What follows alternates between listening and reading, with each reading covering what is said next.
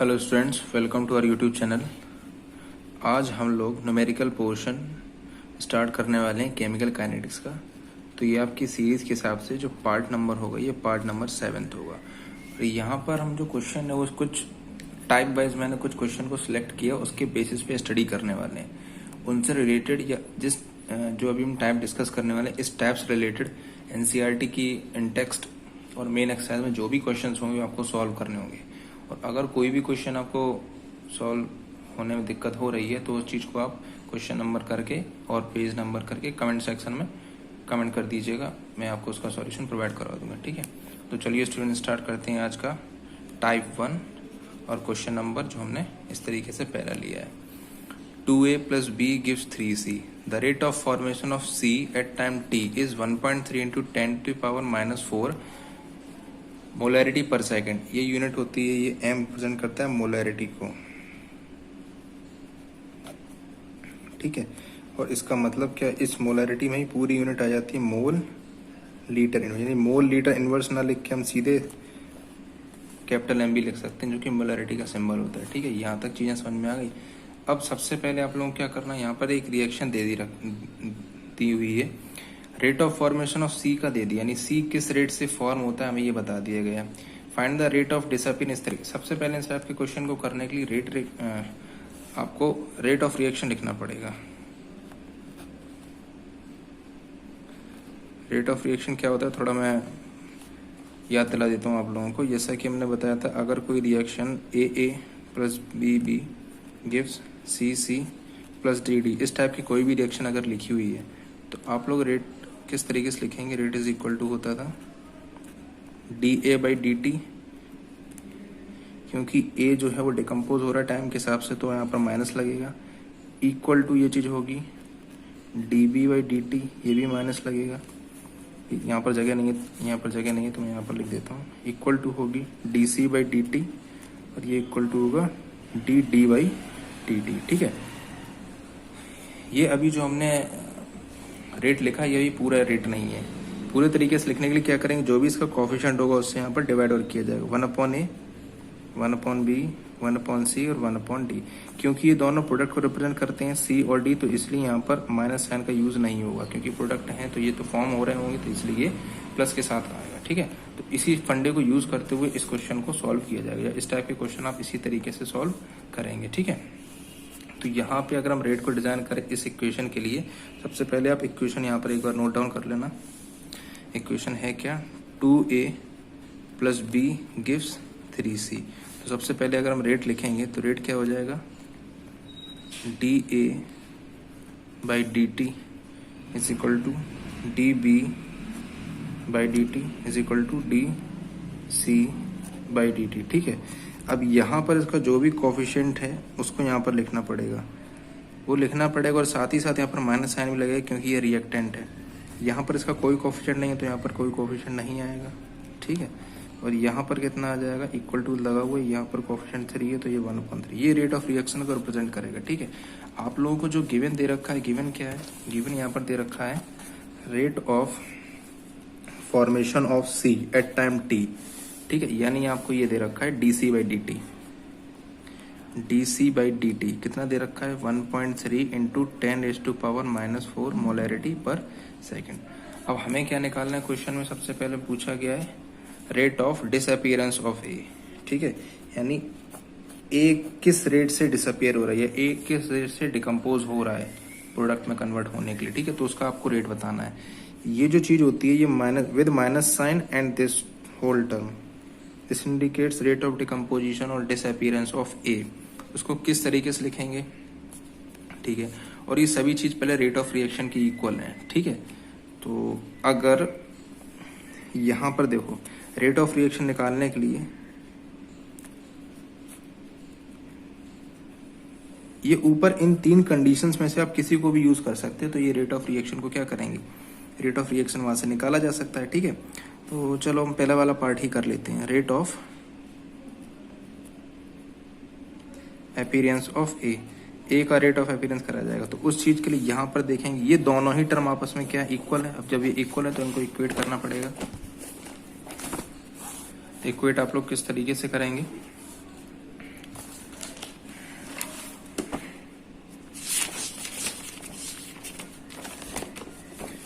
Equate करने के लिए यहाँ पर लिखा जाएगा -1/2 dA by dt is equal to 1/3 dC by dt। आपसे पूछा गया rate of disappearance. Rate of disappearance एक क्या शो करता है, ये इस तरीके से आएगा, ठीक है। अगर 1/2 भी इंक्लूड कर लिया जाएगा तो वो तो रेट ऑफ रिएक्शन हो जाएगा। हमसे अभी फर्स्ट पार्ट में रेट ऑफ रिएक्शन नहीं पूछा गया, रेट ऑफ डिसअपियरेंस पूछा गया, यानी किस रेट से ए की कंसंट्रेशन कम होती जाती है टाइम के हिसाब से। तो इस चीज को जब आप यहाँ से वैल्यू निकालो, क्योंकि 2 यहाँ डिवीजन में, तो उस साइड जाके क्या हो जाएगा, मल्टीप्लाई हो जाएगा। तो इस तरीके से आ जाएगा।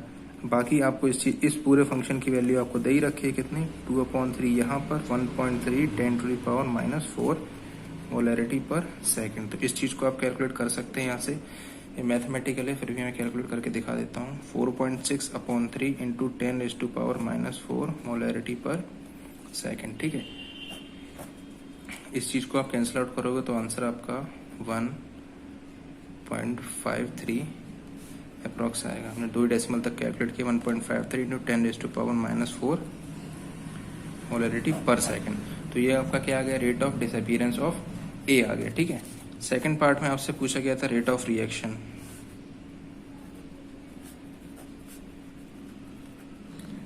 रेट ऑफ रिएक्शन के लिए हम लोगों ने वहां पर ये देखा था कि 1/A dA by dt is equal to dV by dt is equal to 1/3 dC by dt। तो इन तीनों टर्म में से आप किसी भी टर्म को यूज करके रेट ऑफ रिएक्शन निकाल सकते हैं। हम इस टर्म को यूज करके भी रेट ऑफ रिएक्शन निकाल सकते हैं, ठीक है। तो रेट क्या हो जाएगा, 1/3 dC by dt। तो 1/3 dC by dt की वैल्यू कितनी थी, 1.3 इंटू 10⁻⁴ मोलैरिटी पर सेकेंड। तो इसको जब आप कैलकुलेट करोगे तो कितना आएगा, 0.43 अप्रोक्स। तो 0.43 इंटू 10⁻⁴ ये आपका आ गया क्या, रेट ऑफ रिएक्शन, ठीक है। थर्ड पार्ट में जो आपसे पूछा गया था, थर्ड पार्ट में पूछा गया था रेट ऑफ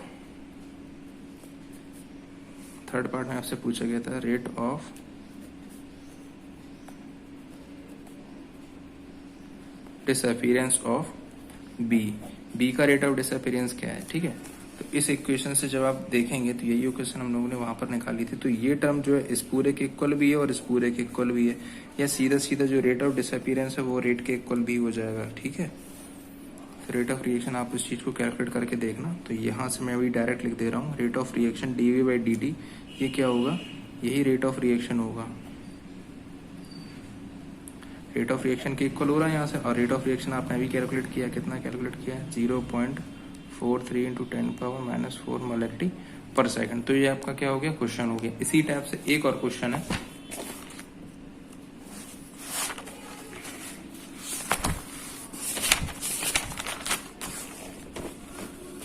ये आपका सेम उसी टाइप का क्वेश्चन है। इसमें क्या दे रखा है, 2A gives 4B plus C। तो आपको सबसे पहले क्या करना है, रिएक्शन यहाँ पर लिखनी है। तो रिएक्शन मैं यहाँ पर लिखे देता हूँ, 2A gives 4B plus C। अब आपको क्या लिखना है, रेट इक्वेशन लिखनी है, यानी कि रेट किस तरीके से आएगा। हमें पता है इसका डिवाइड होगा माइनस के साथ, dA बाई dt लिखा जाएगा, इज इक्वल टू क्या होगा, 1/4 कोफिशिएंट नीचे आते हैं, dB बाई dt, और इज इक्वल टू क्या हो जाएगा, dC बाई dt। अब क्वेश्चन में देखते हैं क्या क्या पूछा गया, उस हिसाब से काम होता जाएगा। Rate of appearance of B, ठीक है, यानी आपको ये वाला फैक्टर निकालना है, सिर्फ dB बाई dt। उस चीज को निकालने के लिए आपको ये दे रखा है, जो rate of concentration found to increase by, ये आपको रेट ऑफ रिएक्शन दे रखा है, ये इंक्रीज होता है कितना, पर सेकंड में, ठीक है। तो dB बाई dt आपको कितना दे रखा है, यहाँ से आपको निकालना पड़ेगा, is found to increase by, ठीक है। तो dB by dt is equal to होगा 5 into 10⁻³ mole litre inverse upon 10 second. तो इसको जब आप डिवाइड करोगे तो क्या हो जाएगा, 5, ये 10 की पावर ऊपर जाएगा, 10⁻⁴ mole litre inverse second inverse. तो ये आपका क्या आ गया, rate of appearance of B आ गया। ये फर्स्ट पार्ट आपका यहाँ से क्या हो गया, सॉल्व हो गया, ठीक है। फिर आपसे ये पूछा गया कि रेट ऑफ डिसअपीयरेंस, ये वाला पार्ट अभी हमने कंप्लीट कर दिया। सेकंड पार्ट में पूछा गया रेट ऑफ डिसअपीयरेंस ऑफ ए, यानी ए किस रेट से डिसअपीयर हो रहा है। तो ए किस रेट से डिसअपीयर होगा, कैसे निकालेंगे, तो आप इन दोनों टर्म्स को इक्वेट कर सकते हो। तो हम यहाँ से ये लिख सकते हैं ऊपर वाली इक्वेशन के हिसाब से, सेकंड पार्ट यहाँ सॉल्व करें ऊपर वाली इक्वेशन के हिसाब से, -1/2 dA/dt is equal to 1/4 dB/dt ये हो सकता है। ठीक है, हमें सिर्फ क्या निकालना है, -dA/dt। तो इस 2 को आप ऊपर लेके जाओगे, 2/4 dB/dt ये कैंसिल आउट होगी, कितना हो जाएगा 1/2, और इस dB/dt को आप ऊपर कैलकुलेट कर ही चुके हो, तो इस वैल्यू को यहाँ पर क्या कर दिया जाएगा, नोट डाउन कर दिया जाएगा, मोल लीटर इनवर्स। जब आप इसको कैंसिल आउट करोगे तो कितना आएगा, 2.5 10⁻⁻⁴ मोल लीटर इनवर्स सेकंड इनवर्स। तो ये आपका क्या हो गया, सेकंड पार्ट भी सॉल्व हो गया। ठीक है, थर्ड पार्ट में आपसे पूछा गया, थर्ड पार्ट की अगर हम देखें तो उसमें ये पूछा जा रहा है रेट ऑफ रिएक्शन क्या होगा। रेट ऑफ रिएक्शन आपको पता लगाना है। ठीक है, तो रेट ऑफ रिएक्शन आपको पता है क्या है, किसी भी टर्म से पता लगा सकते हैं, उससे कोई दिक्कत नहीं, आंसर सबसे सेम ही आने वाला है। तो हम रेट ऑफ रिएक्शन को ऐसे लिखते हैं, रेट ऑफ रिएक्शन हमें पता है, बी के टर्म्स में लिख ले रहे हैं। ठीक है, dB/dt इज इक्वल, ये इतने हो जाए 1/4। तो आपने dB/dt की वैल्यू कितनी निकाली, 5 × 10⁻⁻⁴ मोल लीटर इनवर्स सेकंड इनवर्स। तो 4 से जब आप इसको डिवाइड करेंगे तो कितना आएगा, 1.25 और सम, तो 1.25 × 10⁻⁻⁴ मोल लीटर इनवर्स सेकंड। ये आपके क्वेश्चन हमने इस तरीके से करवा दिए। सबसे पहले ये ध्यान रखा जाएगा, इस टाइप के क्वेश्चन में आपको सबसे पहले ये एक्सप्रेशन लिखना है, ये वाला एक्सप्रेशन, और फिर उस तरीके से जैसा जैसा पूछा जाएगा उसी तरीके से आपको फॉलो करते जाना है। सिर्फ इतना पार्ट अगर हम माइनस को भी इसमें लेना तो ये रेट ऑफ डिसअपीयरेंस कहलाता है, ए का यानी जो भी रिएक्टेंट होगा, ये रेट ऑफ अपीयरेंस कहलाता है क्योंकि प्रोडक्ट फॉर्म हो रहा था, ये रेट ऑफ अपीयरेंस कहलाता है। ठीक है, अगर स्टोइचियोमेट्रिक कोएफिशिएंट से डिवाइड कर दिया जाता है तो वो रेट ऑफ रिएक्शन हो जाता है। ठीक है, यहाँ तक ये जो अभी हमने क्वेश्चन करा, ये टाइप 1 कैटेगरी मैंने मान के करा है इस क्वेश्चन को, और इससे रिलेटेड जितने भी क्वेश्चन होंगे वो आपको सबको सॉल्व करने हैं। ठीक है, आज हम कोशिश करेंगे 2-3 टाइप को डिस्कस करने की। ठीक, टाइप 2 के क्वेश्चन जो है वो टाइप 2 इस तरीके के क्वेश्चन कुछ आपको दिए गए हैं कि a reaction is second order होगा यहाँ पर, a reaction is second order with respect to reactant. एक रिएक्शन किसी रिएक्टेंट के रेस्पेक्ट में क्या है, सेकंड ऑर्डर है। How is the rate affected if the concentration of the reactant is double. ठीक है, तो हमको सबसे पहले क्या करना है, एक रेट का एक्सप्रेशन लिखना है, रेट लॉ। तो हमें पता है रेट लॉ जब लिखते हैं तो एक कांस्टेंट आता है, साथ ही साथ क्या आता है, एक रिएक्टेंट हमने मान लिया क्या है, वो ए है, और इसके हिसाब से रिएक्शन कैसी, सेकंड ऑर्डर रिएक्शन, जो हमने बेसिक रिएक्शन मानी। ठीक है, कि हमने अपनी तरफ से कंसीडर की, जैसा क्वेश्चन दे रखा तो इसी के हिसाब से हम लोग लेके चले गए। रेट लॉ लिखने के लिए इक्वल टू लगाते हैं, रेट कांस्टेंट, जो भी रिएक्टेंट है हमने माना कि ए रिएक्टेंट, हम यहाँ पे लिख दे रहे हैं ए रिएक्टेंट, बी प्रोडक्ट दे रहा है, और ए के रेस्पेक्ट में क्या है, सेकंड ऑर्डर रिएक्शन, वो हमने यहाँ पर मेंशन कर दिया। अब इसमें पूछा गया, 2 पार्ट दे रखे हैं, how is the rate affected, किस तरीके से रिएक्शन का रेट चेंज होगा अगर हम एक ही कंसंट्रेशन को क्या करना है, डबल करना है। ठीक है, तो फर्स्ट पार्ट निकालने के लिए इफ यहाँ पर हम लिख देंगे ये रेट कंसंट्रेशन जो है वो हम क्या करने जा रहे हैं, डबल करने जा रहे हैं। ठीक है, इफ ये मान ले रहे हैं A1 लिखा है, if A1 is equal to 2A then, ठीक है, तो हम लोग इसको R1 मान लेते हैं, R1 is equal to K A1। A1 की जगह हम क्या रिप्लेस कर सकते हैं, 2A का स्क्वायर, तो ये कितना हो जाएगा। अब क्योंकि देखो यहाँ पर हमने R1 और A1 ही अलग अलग डिनोट किया है, K को क्यों नहीं डिनोट किया, क्योंकि हम एक ही ऑर्डर रिएक्शन के लिए बात करें तो उसका रेट कांस्टेंट चेंज नहीं होगा, सभी कंडीशंस में क्या होगा, सेम होगा। ठीक, तो ये वैल्यू कितनी आ जाएगी, वैल्यू आ जाएगी 4A स्क्वायर, इस तरीके की वैल्यू आ जाएगी कि 4KA स्क्वायर। और इतने टर्म को अगर हम इक्वेशन नंबर फर्स्ट से देखें तो इक्वेशन नंबर फर्स्ट से क्या होगा, 4, इसको फ्रॉम फर्स्ट इस वाली इक्वेशन से अगर हम देखें तो KA स्क्वायर को हम लोग क्या लिख सकते हैं, A लिख सकते हैं, R लिख सकते हैं। ठीक है, तो जो न्यू रेट ऑफ रिएक्शन है वो कितनी होगी, 4 टाइम्स इंक्रीज हो जाएगी। ठीक है, इसको आप लोग डायरेक्ट भी समझ सकते हैं, अगर MCQ टाइप क्वेश्चन होगा तो बस यहाँ पर आपको पुट करना है, आपने रिएक्टेंट की कंसंट्रेशन को जस्ट डबल किया, तो जब यहाँ पर 2 वैल्यू रखोगे तो डबल होने का, क्योंकि ऑर्डर रिएक्शन जो है सेकंड ऑर्डर रिएक्शन, तो डबल का स्क्वायर होने के बाद rate of reaction becomes 4 times of that of the previous. ठीक है, इसी टाइप से इसका सेकंड पार्ट किया जाएगा। सेकंड पार्ट किस तरीके से किया जाएगा, सेकंड पार्ट जैसा कि हम लोगों ने यहाँ पर कंसीडर कर लिया, हमने माना कि रेट ऑफ रिएक्शन R2 है जो कि रेट कांस्टेंट K और रिएक्शन A2 से फॉलो हो रहा है, ये A2 हमने कंसंट्रेशन मान लिया। कंडीशन ये दी गई है कि आप जो A2 मानोगे वो इनिशियल कंसंट्रेशन का कितना हो जाएगा, हाफ हो जाएगा। ठीक है, जो कंसंट्रेशन होगा अब यहाँ पर हम क्या करेंगे, R2 इज इक्वल टू के, यहाँ पर रखेंगे a/2 इसका स्क्वायर। तो जब ये वैल्यू आप लिखोगे k, तो इस साइड कितना आ जाएगा, ये आ जाएगा 1/4 और ये आ जाएगा a स्क्वायर। इसको आप और अच्छे से अरेंज कर लो तो उसको आप इस तरीके से लिख सकते हो 1/4 के a स्क्वायर। इस टर्म को फिर हम इक्वेशन नंबर फर्स्ट से अगर हम देखें तो रिप्लेस कर सकते हैं किसके रूप में, इसको हम लोग रिप्लेस कर सकते हैं r के रूप में, यानी R2 जो है वो 1/4 हो जाए। 1/4 का मतलब है जैसे आपने रिएक्टिंग स्पीसीज की कंसंट्रेशन को जस्ट हाफ किया, क्योंकि यहाँ पर स्क्वायर लगा हुआ था तो वो हाफ का क्या हो गया, हाफ की पावर 2 यानी कि 1/4 हो के रेट ऑफ रिएक्शन उसी रेट से क्या हो गया, डिक्रीज हो गया जिस रेट से आपने कंसंट्रेशन को चेंज किया था और यहाँ पर जो भी ऑर्डर थी इस हिसाब से। तो इस टाइप के क्वेश्चन कुछ इस तरीके से किए जाएंगे, ठीक है।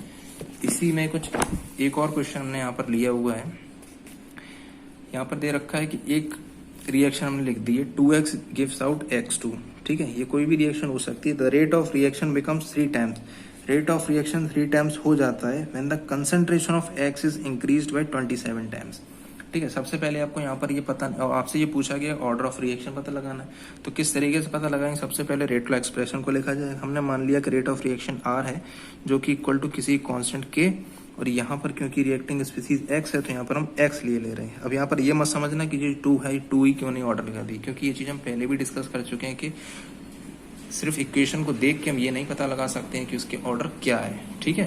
तो इसलिए इसका एक्सप्लेनेशन या इसका मैथमेटिकल ऑपरेशन करना जरूरी है, ठीक है। तो यहाँ पर हम थोड़े समय के लिए मान ले रहे हैं कि यहाँ पर ये P है जो कि रेट ऑफ रिएक्शन है, ठीक। अब इन्होंने कंडीशन क्या दे रखी है, जो रेट ऑफ रिएक्शन है, rate of reaction becomes 3 times, यानी अभी जितना रेट ऑफ रिएक्शन है उसका कितना हो जाता है, 3 टाइम्स हो जाता है। कब, when the concentration of x is 27 times, यानी कि रेट ऑफ रिएक्शन कितना हो जाता है, 3 टाइम्स हो जाता है। 3 टाइम्स किसका, प्रीवियस रेट का, तो प्रीवियस रेट का 3 टाइम्स हो गया, यानी कि R1 जो हो गया, अगर मानते हैं तो रेट ऑफ रिएक्शन का कितना हो गया, 3 टाइम्स हो गया। और जब कंसंट्रेशन आपने कितनी वाली, व्हेन कंसंट्रेशन कितनी हो जाएगी, 3 टाइम्स, कंसंट्रेशन जो हो जाएगी वो 3 टाइम्स हो जाएगी, sorry concentration is increase to 27 times, यानी कंसंट्रेशन प्रीवियस वाली कितनी हो जाएगी, 27 टाइम्स हो जाएगी, ठीक है। ये हम अगर हम x1 मान लेते तो अगर हम लिखते इसको तो R1 x1 k x1 raise to power p लिखते। अब इस चीज को आप चेंज कर सकते हैं क्योंकि कंडीशन में दे रखा है, जो रेट ऑफ रिएक्शन है वो कितना हो जाता है, 3 टाइम्स हो जाता है, ठीक है। रेट कांस्टेंट वही रहेगा, हम बता चुके हैं, अगर एक ही रिएक्शन के लिए रेट कांस्टेंट चेंज नहीं होता है। x1 कितना है, ये 27x और ये p, ये आपकी सेकंड इक्वेशन है। अभी आप इसको किस तरीके से सॉल्व करेंगे, अगर आप इन दोनों इक्वेशन को आपस में क्या करना है, डिवाइड करना है, तो बस एक ऑपरेशन करना है ऑन डिवाइडिंग इक्वेशन 1/2। इससे कोई फर्क नहीं पड़ेगा आप इक्वेशन को 1 को 2 से डिवाइड करें या 2 को 1 से डिवाइड करें, आंसर सेम ही आने वाला है, ठीक है। तो जब आप इन इक्वेशन को डिवाइड करेंगे तो यहाँ पर क्या आ जाएगा, R/3R is equal to k x raise to power p upon k 27x raise to power p। तो यहाँ से देखिए इसको डिवाइड करने का फायदा क्या हुआ, जो रेट था, रेट ये कैंसिल आउट हो गया, यानी without knowing the value of r and k we can solve this type of question also. तो यहाँ पर सिर्फ कितना रह जाएगा, 1/3। ये कितना हो जाएगा, अगर हम इसको सॉल्व करें तो इसको हम इस तरीके से लिख सकते हैं, s टू पावर p 27 अलग, यानी 27 की पावर p और x की पावर p, ठीक है। तो ये चीज़ क्या हो जाएगी, कैंसिल हो जाएगी। फिर आप इसको इस तरीके से लिख सकते हैं। अब क्योंकि यहाँ पर 1/3 है तो यहाँ पर भी हमें 1/3 बनाना पड़ेगा। इसको आप लिख सकते हैं 1/3 रेज टू पावर कितना, 3, ठीक है। और p तो पहले से ही प्रेजेंट था, यानी कि इसको अगर हम 3 टाइम्स ओपन करेंगे तो कितना आ जाएगा, 1/27 हम लोगों को मिल जाएगा। अब यहाँ से जब आप कंपेयर करेंगे तो ऑन कंपेयरिंग बेसिस, जब आप बेस कंपेयर करेंगे और यहाँ पर पावर 1 है तो जब आपके बेस सेम होते हैं हम किसको कंपेयर करेंगे, ऑन कंपेयरिंग पावर्स। तो आप किसको कंपेयर करेंगे, पावर्स, यानी कि 3p जो है किसके बराबर होगा, 1 के। तो p की वैल्यू कितनी आ जाएगी, 1/3, यानी कि यहाँ से हमने पता चला, यहाँ से पता ये चल गया, आपने p क्या माना था, p आपने कंसीडर किया था order of reaction, therefore order of reaction, इस रिएक्शन का ऑर्डर क्या है, ऑर्डर ऑफ रिएक्शन जो है वो कितना है, वो है 1/3। ये चीज़ हम पहले ही बता चुके हैं कि ऑर्डर ऑफ रिएक्शन जो है वो फ्रैक्शंस में भी पॉसिबल है, ठीक है। तो ये आपके टाइप 2 कैटेगरी के अंदर जो भी क्वेश्चंस पॉसिबल थे मैंने आपको करवा दी, इससे रिलेटेड क्वेश्चन आपको करने होंगे, ठीक है। नहीं आते हैं इन केस तो आप पूछ सकते हैं कमेंट करके, ठीक है। ऑर्डर ऑफ रिएक्शन से ही रिलेटेड कुछ दूसरे टाइप के क्वेश्चन आते हैं जो एक्सपेरिमेंटल बेस्ड डेटा है उनके हिसाब से कुछ क्वेश्चन दिए जाते हैं। मान लो एक क्वेश्चन आपको दिया गया है 2a plus b gives c plus d, ठीक है। ये आपके कुछ एक्सपेरिमेंट्स, यानी पहला एक्सपेरिमेंट्स किया, दूसरा किया, तीसरा किया, चौथा किया, और ये कंसंट्रेशन ए की और बी की, और ये रेट ऑफ रिएक्शन है शुरुआत में कितना था, ठीक है। अब आपसे ये पूछा गया कि रेट लॉ पहले आपको लिखना है, रेट कांस्टेंट यानी के की वैल्यू फाइंड आउट करनी है, and rate of and order of reaction find out करना है। इतनी सारी चीजें आपको पता लगानी है। सबसे पहले आप रेट लॉ एक्सप्रेशन लिखिए। रेट लॉ एक्सप्रेशन क्या हुआ, K is equal to R is equal to K. अब रिएक्टिंग स्पीसीज क्या है, देखिए ऊपर रिएक्शन में रिएक्टिंग स्पीसीज यहाँ पे आपको दे रखी है ए, तो ए आपको लिखना है a raise to power p, because क्योंकि हम नहीं जानते ऑर्डर ऑफ रिएक्शन क्या है, क्योंकि अगर पता होता तो पूछा ही क्यों जाता क्वेश्चन में, ठीक है। यहाँ पर पी, और दूसरा रिएक्टेंट क्या है बी, तो बी लिखेंगे, और यहाँ पर क्या आ जाएगा क्यू। ये आपकी बेसिक इक्वेशन है, इसी की हेल्प से आपको क्वेश्चन सॉल्व करने में हेल्प मिलेगी, ठीक है। ये आपने लिख ली। अब किस तरीके से सॉल्व करेंगे इस टाइप के क्वेश्चन। इस टाइप के क्वेश्चन में एक सजेशन है। क्या सजेशन, आप एक ही रिएक्टिंग स्पीसीज की दो ऐसी कंसंट्रेशन सिलेक्ट कीजिए जो आपस में कैसी है, इक्वल है। यानी कि आप ये दोनों मान लीजिए, यानी हम स्टडी कर रहे हैं दो एक्सपेरिमेंट्स के अंदर, फ्रॉम एक्सपेरिमेंट 2, तो यहाँ पर आपको लिखना पड़ेगा फ्रॉम एक्सपेरिमेंट 2 एंड 3। अगर हम 2 एक्सपेरिमेंट की बात करें तो 2 एक्सपेरिमेंट पर रेट लॉ एक्सप्रेशन क्या लिखेंगे, R2 इज इक्वल टू, यहाँ पर K रहेगा, K A2 मान ले रहे हैं सफिक्स में क्योंकि हम सेकंड एक्सपेरिमेंट की बात कर रहे हैं, और B2, ठीक। जब रेट अगला आप लोग लिखेंगे तो रेट लॉ किस तरीके से आएगा, R3 K A3। ये A3 कुछ नहीं है, सिर्फ हमने एक्सपेरिमेंट 2 और 3 को डिनोट करने के लिए, बस सिंप्लिसिटी के लिए इस तरीके से। आप जरूरी नहीं इस चीज को लिखें, आप डायरेक्ट भी कर सकते हैं, ठीक है। तो आपको क्या करना है, सेकंड ऑर्डर का क्या लिखना है, रेट ऑफ रिएक्शन। तो आप रेट ऑफ रिएक्शन यहाँ से लिखिए, सेकंड ऑर्डर का सेकंड एक्सपेरिमेंट का रेट ऑफ रिएक्शन कितना दे रखा है, जो भी दे रखा है यहाँ पर वैल्यू पुट कर दीजिए, 7.2 इंटू 10⁻⁻²। के की वैल्यू नहीं पता है तो अभी नहीं लिखी जाएगी, तो उस तरीके से ही रहेगा। ए रिएक्टिंग स्पीसीज की वैल्यू कितनी है, यहाँ पर जो भी वैल्यू है 0.3 है, 0.3 टू पावर पी, और P2 की वैल्यू कितनी है 0.2, ठीक है। ये आपने यहाँ पर इक्वेशन लिख ली, ये आपकी इक्वेशन हो गई। ये इक्वेशन नंबर कितनी कौन सी हो गई, 2 हो गई, ठीक है। इसी तरीके से आप इसको भी डिजाइन कर सकते हैं। R3 की वैल्यू ऊपर देखिए कितनी दे रखी है, ये रहा एक्सपेरिमेंट नंबर 3। तो इसमें रिएक्शन रेट ऑफ रिएक्शन की वैल्यू कितनी है, यहाँ पर आपको नोट डाउन करनी है। ये रिएक्शन की मैं यहाँ पर इस चीज को यहाँ पर नोट डाउन कर लेता हूँ। ये वैल्यू कितनी है 2.88 into 10⁻⁻1 is equal to K, वही रहेगा। अब आप इस चीज की वैल्यू देखिए कितनी, 0.3 A की कंसंट्रेशन थी 0.3, और उसकी पावर कितनी थी P। और फिर आपको यहाँ पर ये देखना है कि सेकंड एक्सपेरिमेंट में B का कंसंट्रेशन कितना था, B का कंसंट्रेशन था 0.4 और उसकी पावर। अब आप इसमें वो वाला तरीका यूज कर सकते हैं जैसा कि अभी हमने बताया था, जस्ट पहले वाले टाइप में हमने कुछ तरीका बताया था कि आप अगर इस टाइप इन दोनों रिएक्शन को आपस में क्या कर दें, डिवाइड कर दें। तो डिवाइड करने पर होगा क्या, इन आपस में ऑन डिवाइडिंग 2/3। तो डिवाइड करने से देखो होता क्या, डिवाइड करने से क्या होगा, जो कुछ प्रॉब्लम्स थी वो पहले ही से कैंसिल हो। जब आपको इससे डिवाइड करोगे तो यहाँ पर कितना आ जाएगा, 7.2 इंटू 10⁻⁻² अपॉन 2.88 इंटू 10⁻⁻1। अब ये मैं लिख के नहीं दिखा रहा हूँ, ये के से जब डिवाइड करें क्योंकि सेम क्वांटिटी तो कैंसिल आउट हो जाएगा, ये सेम क्वांटिटी कैंसिल आउट हो जाएगा। तो यही एक रीजन हमने अभी बताया था कि हम इस तरीके से एक्सपेरिमेंट को सिलेक्ट करते हैं कि दो वैल्यू जो एक्सपेरिमेंट की हो, किसी एक रिएक्टिंग स्पीसीज की दो वैल्यू क्या हो जाए, सेम हो जाए। क्यों सेम हो जाए, ताकि जब आप उनको डिवाइड करें तो डिवाइड करने पर वो चीज़ प्रॉब्लम क्रिएट ना करे, वो कैंसिल आउट हो जाए, ठीक है।